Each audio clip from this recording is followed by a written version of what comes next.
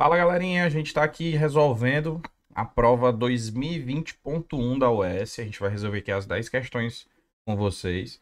Começando aqui por essa questão 13, que vai dizer o seguinte aí, ó.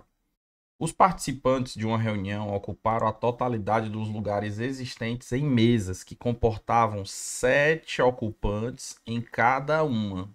Então, nota, ó, pessoas ocupando mesas. Eu vou chamar aqui as mesas de X, tá certo? Então, se ele diz que existem 7 pessoas por mesa, então eu tenho quantas pessoas nesse lugar? Eu tenho um total de 7 vezes x. São 7 pessoas por mesa. Então, 7x é o total de pessoas nesse lugar. Entretanto, para melhorar o conforto, foram trazidas mais 4 mesas. Então, agora ó, acontece o seguinte: eu tinha x mesas e agora apareceu mais 4. Quando apareceu 4 mesas a mais, ele diz que redistribuíram-se, ficando cada uma das mesas com exatamente 6 pessoas. Então é 6 pessoas pelo total de mesas, que agora é x mais 4. A gente multiplica, né? Coloca entre parênteses aqui para ficar bonitinho. Assim é correto afirmar que o número de participantes na reunião era de quantas pessoas? Então, nota aqui, gente, que o total de pessoas não muda, né? Então, as pessoas antes eu tinha um total de 7x, que é a mesma coisa do total 6 vezes x mais 4, porque não chegou mais pessoas, só chegou mais meses.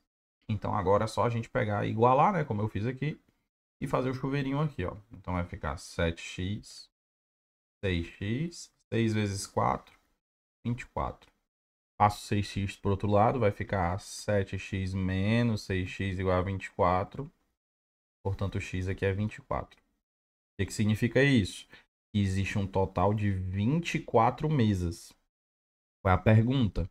Assim é correto afirmar que o número de participantes na reunião era de quantas pessoas? Vocês lembram que eu tinha falado que tanto faz o antes e o depois, né?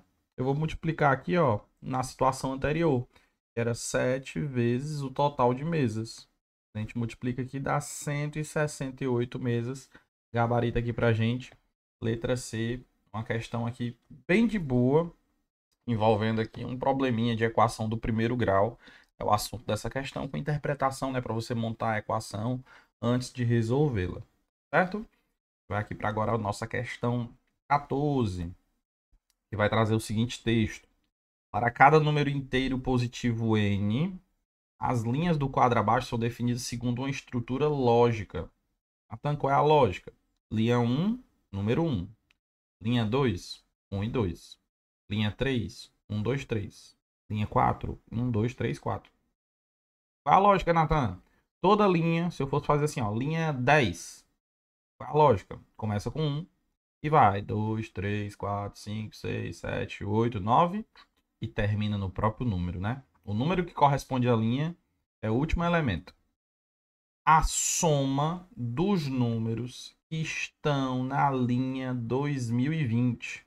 A linha 2020, Natan, o que acontece com ela? Começa no 1 e o último número é o 2020. Ele quer saber a soma. Gente, aqui é uma questão clara de não somente lógica, mas uma questão de soma de uma PA, uma progressão aritmética. Por que é uma PA? Porque ele vai crescendo de um em um, ó. 1, 2, 3, 4, 5, 6. Isso aí é um argumento para chamarmos de uma PA. E já que ele está pedindo uma soma, soma de uma PA, ela se estabelece com a soma do primeiro termo mais o último elemento multiplicado pela quantidade no final dividido tudo por 2, certo? Então aqui, ó, se eu quero uma soma de 2020 elementos, o primeiro termo é 1, obrigatoriamente, né, ó, na minha sequência. O último termo é o próprio número, como a gente percebeu pela lógica. A quantidade de termos, sempre a quantidade é igual à linha, né? Se a linha é 3, tem 3 elementos. Se a linha é 4, tem 4 elementos. Então aqui eu tenho 2020 elementos. E tudo isso dividido por 2 no final, certo? Então aqui ficou parêntese 2021 vezes 2020, tudo isso dividido aqui por 2, tá certo? Uma coisa que poderia facilitar a vida aqui, ó, no caso seria a gente dividir logo aqui, ó, 2020 dividido por 2, a gente já tem aqui, ó, que é um total de 1010. Então vai ficar, ó, 2021 vezes 1010. E o produto, 2021 vezes 1010, é 2.041.210. O gabarito aqui pra gente, ó, é a letrinha A, aqui de aprovação, questãozinha 14 dessa prova aqui da UES, certo? Uma questãozinha envolvendo soma de uma PA aqui, mais uma de boa aqui pra gente. Vamos para nossa próxima questão. Questão 15. Ele vai dizer o seguinte: assinale as opções que correspondem à quantidade de números inteiros positivos que são fatores do 30.030. Como é que eu descubro os fatores de um número? Galerinha, a gente descobre sempre, ó, fatorando ele, quebrando ele. E quebra como, Nathan? Em números primos, tá certo? É justamente isso que a gente vai fazer agora, quebrar o 30.030 e dividir ele, tá bom? Vou começar dividindo por 2. Então, eu divido por 2, 15.015, certo? Por 3, dividir aqui por 3, vai dar 5.005. 5.005 por 5 vai dar exatamente 1.001, né? Fazendo aqui, ó. Só dividir, escrever aqui direitinho. 1.001. 1.001. Nathan, e o 1.001, ele é primo ou ele tem divisor? Ele dá pra gente pegar, gente, e dividir por 7, ó. 7 é justamente o divisor do 1.001, dá 143. E 143, ele é divisível por 11, certo? A gente divide por 11, a gente sabe que é 13. E 13 é primo, só dá por ele mesmo. Acabou aqui, tá bom? Então aqui é os divisores do 30.030. Ele possui quantos fatores, ó? 1, 2, 3, 4, 5, 6. Possui 6 fatores. Agora, olha, presta atenção aqui na perguntinha, ó. Assinale a opção que corresponde à quantidade de números inteiros positivos que são fatores do 30.030. Esse aqui eu tenho 6 números primos. Mas ele não quer saber quantos são os fatores primos. Ele quer saber só, ó, tem que ser apenas número inteiro e positivo. Então não tem somente eles. Porque, por exemplo, ó, se eu combinar aqui o 2 com 3, eu multiplicar ele, é 6, né? 6 é divisor do 30.030. Então existe ainda uma combinação entre os elementos de 2, de 3, de 4, de 5, enfim. Como é que a gente acha todas as possibilidades, Nathan? O que a gente vai fazer? A gente faz uma coisinha chamada de pegar todos os fatores primos. E ó, tô colocando todos eles elevado a 1 porque só apareceu um de cada, tá? E sempre que ele perguntar sobre fatores positivos, inteiros, você sempre vai somar mais um, mais um, mais um, mais um, mais um, mais um. Sempre mais um, Nathan, aos expoentes. E esses expoentes aqui, ó, vão ficar 2, 2, 2, 2, 2, 2. E você vai multiplicar todos eles, certo? O produto deles é igual a 64. Então, eles possuem 64 fatores inteiros positivos. Não somente os primos, né? Se ele tivesse perguntado quantos são os primos, primos só tem 6 primos. Mas desses 6 primos, existem combinações entre eles que fazem formar 64 possibilidades, que são números inteiros positivos, que são fatores do 30.030. Em outras palavras, que são divisores. Toda vez quando falar sobre fatores, ele está querendo saber quais são os divisores positivos inteiros de um número aí. Ele vai citar na questão. O S adora esse tipo de questão. Gabarita aí pra gente a letra C. Bem comum esse assunto aí nas suas provas, tá certo? Eu espero que vocês tenham compreendido a lógica por trás dessa questão 15. Vamos para a questão 16. A questão 16 vai trazer o seguinte enunciado. No plano com sistema de coordenadas cartesianas usual, ou seja, a gente tem aí provavelmente uma questão de geometria analítica. Os gráficos das retas cujas equações são... Vamos desenhar logo aqui, ó. Logo aqui o gráfico. E normalmente as questões da UES envolvendo geometria analítica, quando você desenha o gráfico, facilita a tua questão. Vou desenhar aqui elas duas. Y igual a x. E a outra é y igual a mx menos 4. Vamos começar com essa daqui, ó, que já está definida. Gente, ó, toda vez quando eu pego uma questão que traz essa reta aqui, ó, eu já disse, ó, é uma reta, é um gráfico de uma reta.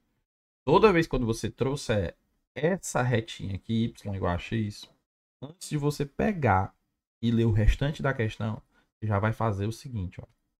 Vou fazer aqui. Vai fazer essa retinha aqui, ó. Não ficou muito reta não, não foi? Vamos aqui ajeitar. Tem que passar bem no meio, ó. Vou fazer assim, ó. Puxar pra cá e puxar pra cá. Pronto. Essa retinha aqui, anota aí, ó. Você tá estudando para o S, anota isso aqui. Essa reta, ela passa no primeiro e no terceiro quadrante. E ela, obrigatoriamente, ela é uma bissetriz. Ou seja, ela divide o plano cartesiano no meio. Se ele quiser saber que ângulo é esse, você colocaria aqui, ó. Aqui é 45 graus, aqui é 45 graus. Se ele perguntasse. E não vai ser o caso aqui. Tá bom? Então, essa é uma reta bissetriz que passa pelos quadrantes ímpares. Y igual a x. Vamos continuar a leitura. Onde esse m da segunda reta é um número inteiro maior do que 1. Importante isso. E elas se cortam em um ponto P. Toda vez quando você pegar alguma questão que disser que duas retas, dois gráficos, duas equações, duas parábolas, duas circunferências, não importa. Se ele falar que elas duas se cortam, você obrigatoriamente vai fazer, ó, um sistema de equações. Tá bom? E o bom pra gente é que, ó, já tá com y isolado, ó. Então, eu já sei que elas já estão com y isolado. Se elas estão com y isolado e elas se cortaram, elas são iguais. Então, eu vou dizer que a primeira, essa aqui, ó, a primeira e a segunda, elas são iguais, porque elas se cortaram. Tá bom? Então, você vai dizer o quê? A primeira, né? Y igual a x, bota x. E a segunda, né? Y igual a mx menos 4. Pois é, ó, o y de uma é igual ao y da outra. Iguala, só por conta disso aqui, ó. Se cortaram. Porque na hora que a gente resolver, a gente vai encontrar esse ponto P. Prosseguindo. A soma dos possíveis valores para M. Então, ele quer saber quais são os possíveis valores para M. Lembrando que esse M é inteiro e é maior do que 1. Ó. Para as coordenadas P, que também são números inteiros e positivos. Então, o que é isso? Vamos lá comigo. Ó. Eu vou pegar aqui, vou passar o x para o outro lado, tá? Vai ficar assim, ó, x, mx igual a menos 4. Vou isolar o x. Vai ficar assim, ó, 1 menos m. Botei em evidência, tá? Menos 4. Passo para o outro lado dividindo. Então, x é menos 4 dividido por 1 menos m. Belezinha? Chegamos aqui nessa conclusão. E agora vem a parte, o S de C. Ele fala que quer saber quais são os possíveis valores para M. M tem que ser maior do que 1 e M é inteiro. Então, quais são os possíveis valores para M maior do que 1 inteiro? 2, 3, 4, 5, 6, reticências. Então, eu vou testar aqui, ó, essas possibilidades. Na hora que eu testar cada uma delas, eu vou resolver essa divisão para descobrir esse x. E o texto diz que esse x, que é o ponto de cruzamento entre essas duas retas, também tem que dar um número inteiro. Se não der inteiro, Nathan, passo para a próxima opção. Então vamos lá. Primeira possibilidade. menos 4, 1, menos 2. Isso aqui, ó, tô testando 2, tá? No lugar lá do m. Isso aqui dá um número inteiro. Então, isso aqui dá menos 4 em cima. Aqui embaixo fica menos 1. Isso aqui dá 4. Opa, o 2 deu um número inteiro. Então, o m pode ser 2. Próximo teste. 3. Menos 4, 1, menos 3. Isso aqui dá menos 4. Aqui embaixo dá menos 2. Isso aqui, quando eu divido, vai dar 2. Ah, tá? Isso aqui também é um número inteiro. Então, ó, m, o 3 pode, né? O m pode ser 4. Vou lá fazer o teste aqui embaixo. Ó. Menos 4, 1, menos 4. Isso aqui dá menos 4 e aqui dá menos 3. Isso aqui, quando eu divido, dá quebrado, ó. Ou seja, esse aqui não serve. Vou botar só um não aqui pra você lembrar. Ó. Tem que ser inteiro. Natan, depois do 4 seria o 5. Vou testar aqui embaixo, aqui, ó. 5. Menos 4, 1, menos 5. Isso aqui dá menos 4 sobre menos 4. Isso aqui dá 1. Opa, número inteiro. O 5 deu certo. 5 deu certo. Por que que a partir de agora... Você fala assim comigo, Natan, então, caramba, eu vou ter que fazer todas as possibilidades? Não, gente. A partir de agora, nenhuma delas vai dar mais certo. Por quê? Na hora que esse M for 6, esse 6 aqui, negativo, quando juntar com esse 1 aqui, vai dar menos 5. E agora todos os denominadores, eles vão ficar superiores ou inferiores, né? Porque é negativo, né? Ao 4. Então toda vez vai ser uma fração em que o número de baixo, ele na hora que eu faço a divisão, ele dá uma divisão quebrada. Então, resumo da história. Não tem mais nenhum M que dê inteiro, a não ser esses M's aqui, ó. 2, 3, 5. Ele pediu pra gente fazer o quê? A soma dos possíveis M's. Se eu somar aqui, ó, 2 mais 3 mais 5, a gente tem 10 como resposta, que é o gabarito C aqui dessa questão 16 aqui pra gente. Tá bom? A questão super interpretativa no conceito de geometria analítica, que você tinha que lembrar que elas são iguais. Eu dei uma dicasinha ali, ó. Nessa questão não precisou desenhar, mas você já anota a dica, porque ela aparece em algumas outras questões. E assim você consegue desenrolar mais exemplos, né, desse jeitinho que eu estou mostrando aí, caso apareça essa questão. E essa partezinha final só foi matemática básica envolvendo fração mesmo. Então, aí a resolução da nossa questão 16, tá certo? Espero que vocês tenham compreendido aí ela, tá bom? Deixa eu pegar aqui. Vou fazer aqui. Deixa eu só limpar para a gente ir para a nossa próxima questão. Questão 17. Essa questão aqui vai falar o seguinte, ó. Seja S a soma dos termos de uma PG, x1, x2, x3. Olha aqui, ó, reticências. Chama a atenção de vocês também, ó. Soma de uma PG com reticências só pode ser uma PG infinita. Infinita. Bom? Tá aqui, pronto. E qual é a fórmula da soma infinita de uma PG? É A1 sobre 1 menos Q. Bom, A1 primeiro termo, que é a razão. Aí ele vai dizer, ó, cuja razão é um número real Q. A razão é Q, continua Q. Essa razão está entre 0 e 1, ok. O x1, que é o primeiro termo, ele está chamando de A, Azinho, ó. Então, eu já posso já, no lugar de A1 aqui, ó, já substituir por Azinho, em que esse A é maior que 0 e é diferente de 1. E a pergunta é, quanto é o logaritmo desse S? Que S é a soma, ó. O S é a soma. Então, primeiramente, pode descobrir quem é o S, né? Ó, vamos montar aqui, ó. Vai ficar A 1 menos Q. Então, esse S é isso aqui. Ele quer saber quanto é o log desse S, que é uma fração, 1 menos Q, na base A. E aí, gente, entra aqui as propriedades de logaritmo. Toda vez que você tem um logaritmo e ele tem uma divisão, eu quebro em uma subtração. Então vai ficar assim, ó. Desse jeitinho aqui, ó.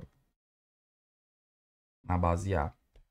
Tudo bem? A gente quebra O numerador fica no primeiro, aqui, ó. E o denominador fica no segundo log. E no meio menos, tá? Porque é uma divisão. Aí eu venho aqui, ó, com outra regrinha. Toda vez quando a gente tem log e que em cima e embaixo são elementos iguais, o logaritmando e a base são iguais, a resposta é sempre 1. Menos. E essa parte aqui, Nathan, eu não sei fazer não, nem eu. Aqui a gente só repete, ó. Log de 1 menos Q na base de A. Olha onde é que a gente tem esse item aí, ó. Letra D, né, ó. 1 menos logaritmo na base A, 1 menos Q. Questão 17 aí, ó, feita rapidinho aí pra gente, né? A questão 17. Vou apagar aqui. 18. Diz o seguinte: no plano com sistema de coordenadas cartesianas usual, mais uma vez, uma geometria analítica, né? Ó. Vou desenhar aqui. Nem sei se vai ser necessário, que nem a outra, né? Que eu fiz, ó. E nem acabei, nem teve a necessidade. Vamos lá. Seja x a região limitada pelo grau. Limitada, gente, quando fala assim limitada, é porque ele vai dar elementos e você vai ter que desenhar elas. Vai ter que desenhar. Toda vez que vem com essa região limitada, vai ter que desenhar. E a região que ele está se referindo é aquilo que fica dentro dessas equações que ele vai jogar a partir de agora. Então vamos lá. Limitado pelo gráfico da função f, que é dos reais nos reais. E está aqui a primeira função. Ó. Função f é igual a 2x. Essa retinha é uma reta crescente. Uma função crescente, porque o a é positivo. Tá bom? Em que ela passa na origem. Opa. Vou colocar aqui de volta. Saiu. Pronto. Em que ela passa na origem. Por que, Nathan? Porque essa função aqui, como ela é do primeiro grau, ela é do tipo ax mais b. Então, se ela não tem b, significa que o b é zero. Então, ela tem que passar por aqui. Crescente, passando na origem. Tá aqui ela, ó. Essa aqui é a função f de x. Certo? Vírgula. Pela reta x igual a 3. Ó, ele disse que é uma reta x igual a 3. Então, o que é uma reta x igual a 3? É uma reta que ela sempre vai passar no 3 e nunca vai mudar de elemento. Ela sempre é 3. Então, é uma reta na vertical. Ó. Essa retinha aqui é a reta x igual a 3. Vocês estão vendo que elas se cruzaram bem aqui, ó, nesse pontinho. Ó. Elas vão se cruzar em algum momento. Elas têm que se cruzar. Então, qual é o momento que elas se cruzam? O que eu mostrei anteriormente. Toda vez quando duas retas se cruzarem, você faz um sistema. Olha aqui, ó. Se f de x é igual a 2x e se x é igual a 3, se ela se cruza, é sistema, é só substituir. Então, na hora que eu substituir, ó, uma com a outra, vai ficar 2 vezes 3, que é igual a 6. Então, eu posso afirmar que aqui, ó, aqui é 6. O y, tá? O y é 6. E o x é 3 para ambas, né? Vou até colocar aqui um pouquinho mais escuro, ó. É o 3. Ok. Continuando. E também pelo eixo até menos x, não, é só um tracinho, é um hífen aí, tá bom? E se fosse menos x, o menos estaria aqui, ó, encostado no x. Não está, então é só o eixo x.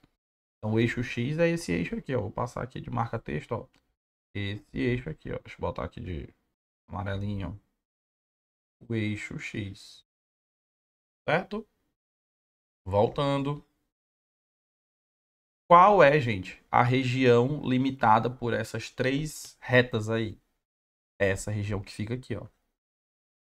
Tá vendo que essa região ela fica dentro da linha vermelha, da linha azul e da linha amarela? Então, em outras palavras, ele quer saber quanto é a área desse triângulo. E ele é um triângulo retângulo, né? Triângulo retângulo. Então, ó, a altura dele é 6, a base dele é 3. Área de triângulo. Base vezes a altura dividido para 2. Resposta: 9 unidades e áreas. O gabarito aqui da questão 18 pra gente. Bacana? Questãozinha aí bem de boa, mas como eu falei, tem que ter todas essas ideias aí que eu mostrei para vocês em relação ao plano cartesiano, e as retas, né? E as suas construções na hora que a gente desenha ela. Belezinha? Questão 19. Vamos lá, 19. Ele vai dizer aí o seguinte, ó. Eu tenho, para cada número inteiro positivo k, seja xk, vou anotar aqui embaixo, tá? Xk é k sobre k mais 1. Tá dizendo, ó. O xk é o k sobre k mais 1. Natan, quem é k? Bora ver, ó.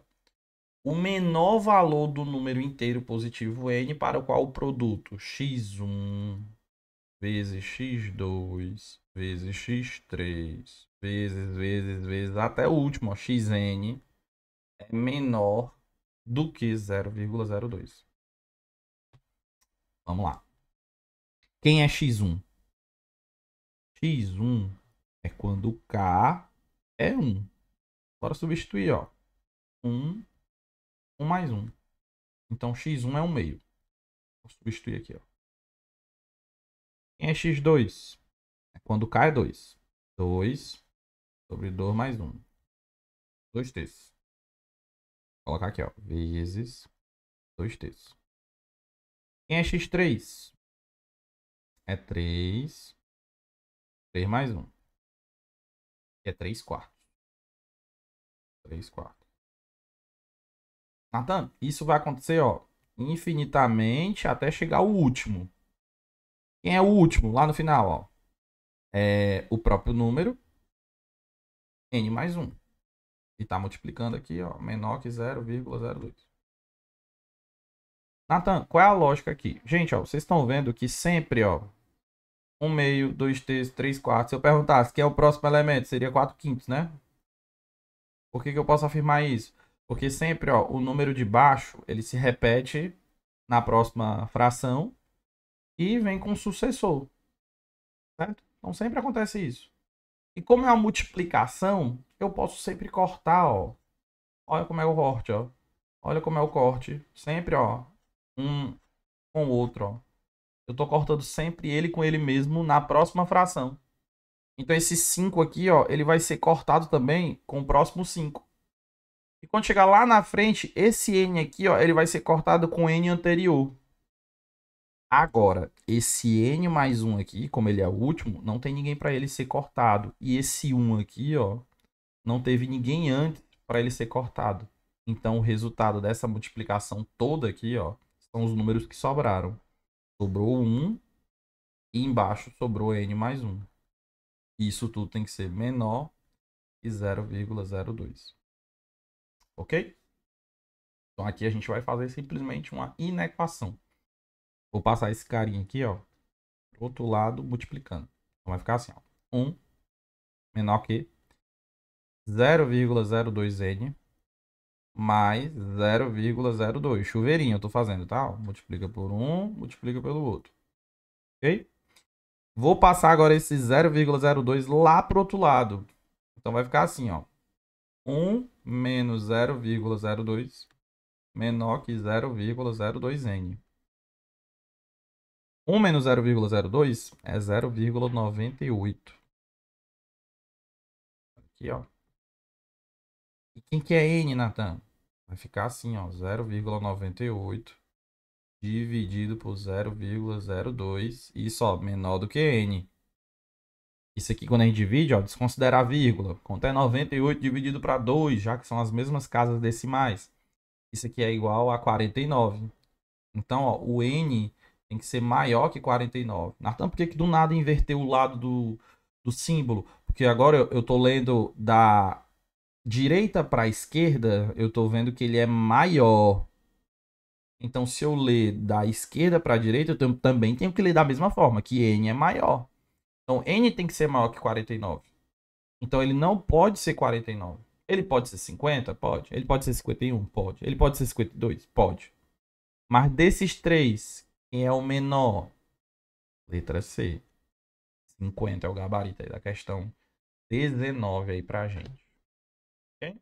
Questãozinha aí de matemática básica envolvendo frações. Aí resolvido. Questão 20.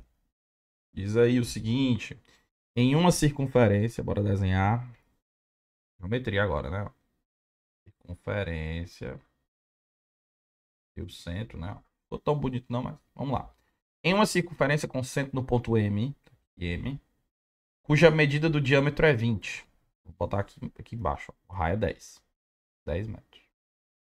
Considere um arco com extremidades PQ, medindo exatamente 1/4 do comprimento da circunferência. Vamos lá. 1/4 é eu colocar e fazer tipo um L, ó. O L. Aqui é o P. Aqui é o Q. 1/4, 90 graus aqui, ó. Beleza? É o arco. Se X é um ponto do arco, tal que o triângulo MXQ é equilátero. MXQ é equilátero. Do M pro X pro Q. Tem que fazer um triângulo equilátero aqui, ó. Tem que ficar mais ou menos assim, ó. Ó. X. Então, se ele é equilátero, esse ângulo aqui, ó, vai valer, ó, 60 graus. Aqui 60. Aqui 60. Eu sempre gosto de colocar os ângulos para ver se isso vai ajudar em alguma coisa. Continua. Y é um ponto do segmento MP. Ó, tá aqui, ó. O segmento MP tá aqui, ó, reto. Tal que o triângulo MYX é retângulo EY. Então, o que é isso? Vamos lá comigo, ó. Vou até aproximar aqui, ó, para ficar melhor. Deixa eu ver se eu consigo aqui direitinho, ó. Para mostrar para vocês essa região. Pronto, aqui, ó. Agora vamos lá, ó. Ele disse para mim... Eita, saiu. Acho que eu tenho que fazer assim antes. E... Vamos lá, aqui, ó. Não dá pra fazer. Então vamos lá. Ele falou pra mim, ó, que MYX do M até o X e tem que ter um Y. Aonde, Nathan? O Y é um ponto que tá no segmento MP. O segmento MP é essa linha aqui, ó. Mas ele falou que obrigatoriamente tem que fazer um triângulo retângulo no Y. Então, ó, pra eu formar um triângulo retângulo, ó, tá vendo que isso aqui já vai ser a hipotenusa, né? Tá aqui um cateto. Bora fechar aqui, ó. Toma ele. Então, bem aqui assim era o Y. Show? Tá, é o meu triângulo retângulo. Quando eu desenho agora o triângulo retângulo aqui por fora, tá? Aqui o triângulozinho retângulo por fora. Vocês estão vendo que do M pro X é o raio da circunferência? Então aqui é 10, ó. Posso falar isso. Vocês estão vendo que aqui era 60, né? Lembra que eu falei que isso ia ajudar? Lá não era 90? Então esse pedacinho aqui, ó, que falta, ele tem que ser 30. Então aqui, ó, é 30 graus. Então aqui é 60. Vamos ler agora. Qual é a medida da área desse triângulo? Para calcular a área, eu preciso saber as medidas dos catetos, né? Eu não tenho, só tenho a hipotenusa. Vamos fazer base vezes altura dividido para 2. Só que esse triângulo é um triângulo lindo. É o triângulo 30, 60 e 90. Caível na US sempre. E ele diz o seguinte, toda vez quando ele aparecer 30, 60 e 90 e você tem a hipotenusa, eu tenho o 2L. E o que fica de frente para o 30 é o L. E o que fica de frente para o 60 é o L raiz de 3. Então, eu posso afirmar com toda certeza que se o 10 é o 2L, o L é 5, é metade. E esse ladinho aqui é 5 raiz de 3. Bom? Portanto, a área do triângulo vai ser base vezes altura dividido para 2. 25 raiz de 3 sobre 2. Ele dividiu, Nathan. Beleza. 25 dividido para 2. 12,5 raiz de 3. Gabarito aqui pra gente. Letra B, ó. Mãozinha 20 aí, bem massa, porque tinha que fazer o esquemazinho do triângulo equilátero dentro da circunferência, que dentro dele tinha que desenhar ainda um triângulo retângulo para você chegar na conclusão final aí do gabarito da questão 20. Ok? Vamos para nossa próxima. E... Questão 21. Ele fala o seguinte: considere a matriz em que x e y são números reais. Se o determinante representa, né? Se det de M representa o determinante da matriz M, Então, em um plano com sistema de coordenadas cartesianas usual, a equação determinante igual a menos 4 expressa a equação de uma reta. Então, ele está dizendo, ó, se eu resolver o determinante dessa matriz, ela é 3 por 3, vamos aqui, ó. Ela é 3 por 3. Ela é 3 por 3. O determinante dela é joga os dois de baixo para cima, os dois de cima para baixo. Ó, pegou esses dois aqui, ó, jogou lá para cima, pegou esses dois de cima, jogou lá para baixo. E multiplica as diagonais. Então, vai ficar, ó, essa diagonal aqui, ó, multiplica 6x.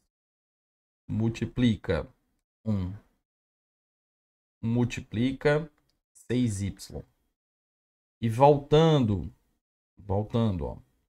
Voltando, aqui, ó, 2x.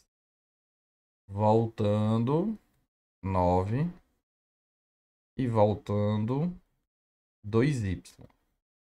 Só que ele disse o quê? Que na hora que você resolver o determinante, você tem que igualar a menos 4.